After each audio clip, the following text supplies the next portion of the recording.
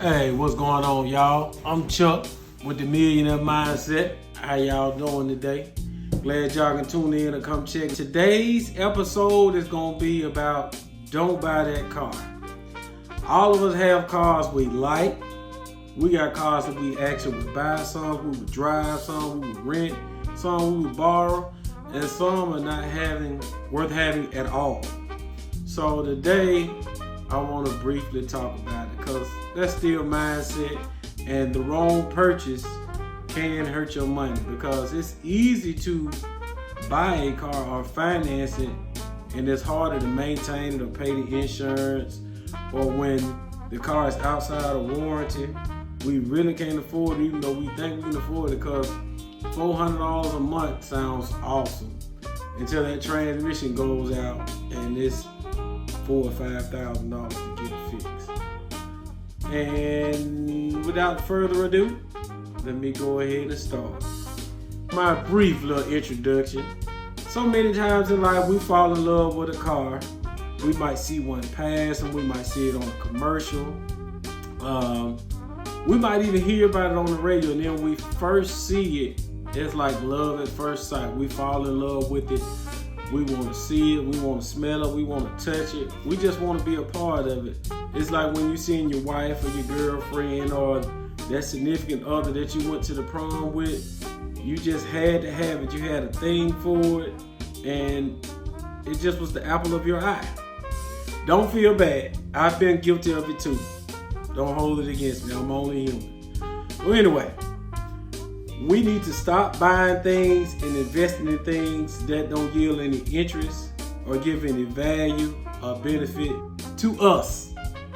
Because a lot of times in the long run, it ends up costing us much time, money, heartache, pain, mental anguish, and a depleted bank account. Yes. So, what we're going to do today, we're going to dive in deep and we're going to look at some cars and we're going to see, was it a good purchase, was it a bad purchase, was it emotional, could we live without it, was it even worth the effort of driving to the dealership to waste that time, gas, energy, and effort to sit in this car or to view it or to be in the same space as it. So whenever you're looking at a car, always do the math, make sure it adds up. Do it 3 times if you have to, because that insurance thing, it always sneaks up on you because they may give you a lower rate in the beginning, they may creep up, you might get a ticket, you might get an accident. So whereas you thought, the payment was cool at $600-700 a month and the insurance maybe another 2 or 3, it might double. Now, the money you were spending going out to eat or on dates or whatever you got going on, that money is now gone because you didn't account for a life change. Which some things we can account for, some things we can't. But unforeseen circumstances, the bill has gone up, and now you're like, what to do? Do you keep the car? Do you sell the car? Because if you trade it or sell it, you're gonna lose money. So, I would think the only option would be to just find a way to get more money, work a little extra, overtime, find a side hustle, gig. We got to do something because the car note got to be paid, the insurance got to get paid, right? We always pay our bills. As consumers, we see commercials all the time bragging about how this new car is, how it rides, the experience, how it makes your life better, and how you can change it. A lot of times we buy into it because as consumers and people, we see things repeatedly, and we start to believe them and conceive them as the truth or receive them as the truth. And that doesn't always add up because what we see on TV and what we actually feel are 2 different things. That commercial is designed to make you feel warm, fuzzy, leave that cold house or warm house and go down to that nearest dealership and buy that car that you may or may not need. Some people buy cars because they need them. Some people buy cars because they want them. And some people have a fetish for cars like myself. I love cars. That's one of my guilty pleasures, but we won't get into that today. That'll be another episode. When you purchase this car, this whatever it is, this BMW, this Charger, this Audi.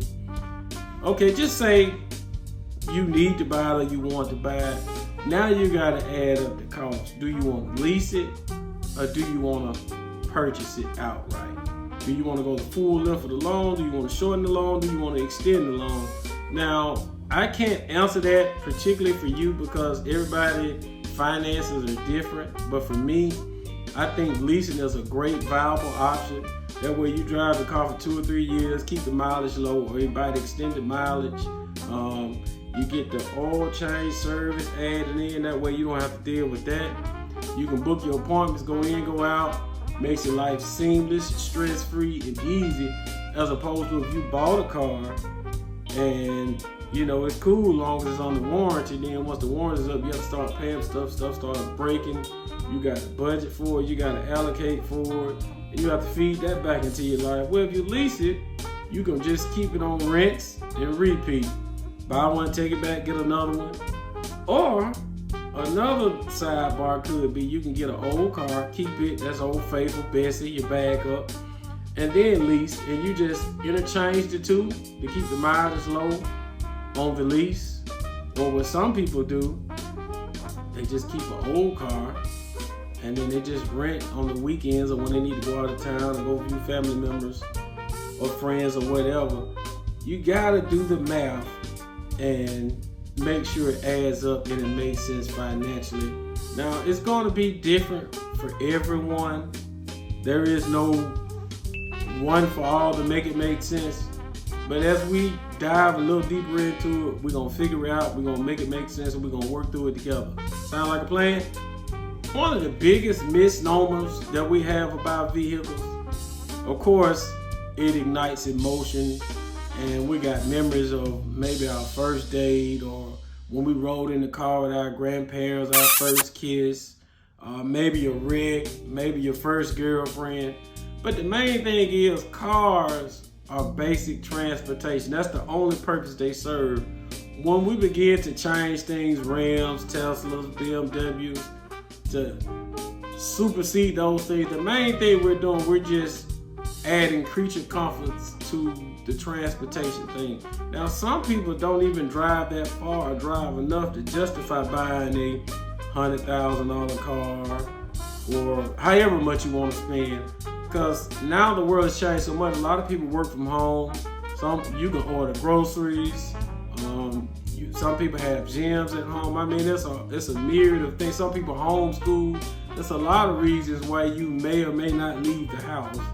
So to have a $30,000 or $40,000 car sitting in the driveway that you don't drive, that could be bad. Especially when you compound this and multiply this by 20 years. So you definitely want to do the math before you go in and buy this car or make this purchase.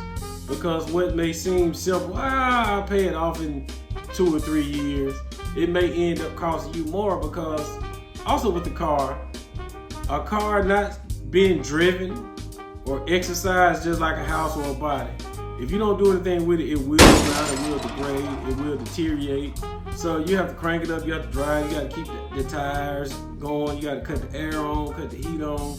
It's a lot of moving parts that need to be moved and exercised, just like your body. I want to go off the deep end a little bit just to drive the point home. So I'm going to focus on like BMW, Audis, Porsches, more on the luxury end for my conversation. Now, a lot of people love these cars. Even if you don't like them per se enough to own them, you still like them enough to look at them and say, well, I can see myself in it, or if my spouse bought one, I would drive it, or if my friend had one, I would love to ride with them. So basically, you would choose that car over your own car. So with that being said, a lot of people don't do the math when they add those cars up. For example, you may have an Audi and the water pump goes out. Well, that could easily be a $2,000 repair, whereas if you had a Honda Accord, you can probably get out of bed and spend $500-600, get you a Happy Meal on the way, and be on about your business, get it fixed the same day. An Audi, you got to book an appointment. You got to come up with the money if you don't have the money. You got to wait on the part to get in, and you got to wait in line for them to fix the car and hope they give you a loaner vehicle. So all of these things factor into the equation, and you may or may not thought about it. Also, when you get car insurance, it's gonna have a higher deductible on a vehicle like that because every bolt, screw, nut, the paint, anything on that car, it's gonna be high. It's gonna be $500 and up easy, just because of the arena you're playing in. And so many people buy these cars and they treat them as if they got a Chevy or a Nissan or a Honda, which they sell more of those and then they do high-end cars. So you got common cars, which is those I named Honda, Nissan, Chevy, things of that sort. And then you got high-end cars where they don't sell as many, so they don't just have 10 water pumps sitting on the shelf waiting on yours to go bad. They may have 2 or 3. Well, guess what? It's 2 or 3 cars in service right now using those water pumps right now. So when yours break, alternator brakes, whatever it is, anything outside of the normal stuff like belts, hoses, brakes, tires, on a high-end car, that stuff is not going to be sat on the shelf. So you may have to source the part from somewhere else. Of course, the dealer will, or whatever shop that you choose to go to. They're gonna source the part, you're gonna order it, wait on it to come, and then when it comes, you'll get back in line. And hopefully in the next week, a month, or whatever, you get your car back, because I know you're missing your baby. We all have an attachment to a car, because I love each and every one of mine differently, but I love them all. And each one gives me a different feeling, a different vibe. Just like you might have had a 2010 BMW and you might buy a 2013 and it may have the same body style, but the two feel totally, completely different. So one may be your side piece, the other may be your main thing. I mean, I won't judge you. It is what it is, right? I'd like to ask you a question. So when you go in to buy a car, what matters the most to you? Is it options? Is it price? 4-door, 2-door? Is it speed? Are you buying for longevity? Some people buy cars and don't drive them at all. They just let them sit, keep the miles low, and they turn around and resell them. And they got another car that they drive or they have a preference over. So what do you think about and what do you do when you get ready to buy a car? What's your aim? What's your focus? What window are you using when you decide to buy this car? Also, when you decide to buy one, will you be a weekend warrior? Or is this for a daily? Is it some people buy cars and they just drive them to church? Some people buy cars and let them sit up and they only drive when they get ready to go out of town. Where do you fall in this category? Because that determines too. And then some people, they buy cars with no regard to gas mileage. And we all know during the holidays and the traveling season when kids are out of school, people love to travel and drive out of town, and gas prices spike. So you got that big gas guzzle, that V8, and it probably only burns 93. You're gonna feel it during the summer. So whereas you might have had a Camry or something that probably burns 87, 89, and don't have a good little 4-banger that gets maybe 30 to 40 miles per gallon, you winning, you good, you in business. But once you buy a car, do you buy extended warranty? Do you try to haggle on the price? Do you just leave it where it is and just deal with the manufacturer's warranty?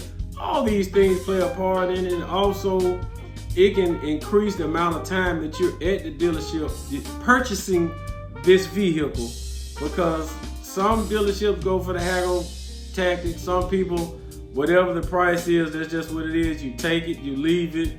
There's no negotiation. There's no room for change. Hey, this is a white BMW. It's $80,000. Buy it. What are you gonna do? So reluctantly, you go ahead and buy it. It's the only one in town. You gotta have it. You've been looking at it.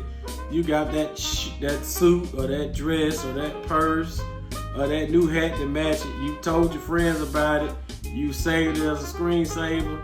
You committed to it. So why not buy it, right? I mean, you're only making 100, 200 grand, so it's pocket change, right?